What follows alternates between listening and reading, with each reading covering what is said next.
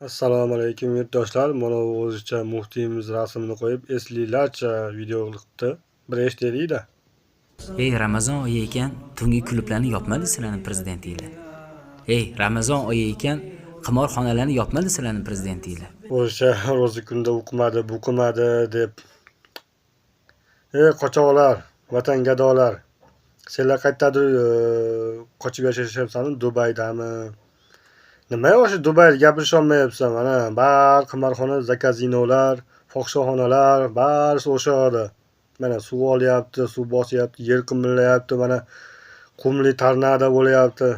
Hamma uni pachag'ini chiqaryapti. Mana shular ko'pligidan fahsh yayilib ketganligidan shu narsa bo'lyapti. U tomonlar tozalayapti Xudoyim o'zi. Nimaga gapirisha olmayapsan o'sha yerlarda? Gapirisha olmaysan ham. O'sha yerdan ham quvg'in bo'lib ketishasan. Keyin tog'u toshlar orasida yashashingga to'g'ri keladi. Men hayron qolaman gaplaringni. Bitta O'zbekiston shunchalik gunoh qilib, gunohkor bo'lib yashayaptimikin? Bitta O'zbekiston deb hayron qolyapman. Boshqa joyda o'g'rilar yo'qmikin? Boshqa joyda zinokashlar yo'qmikin deb hayron qolyapman.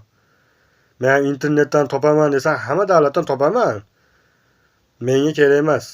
Hamma o'zlari biladi. Biz O'zbekistonni o'zimiz hal qilamiz. Boshida gapirisha olmaysan ham, tillaringni sug'urib oladi.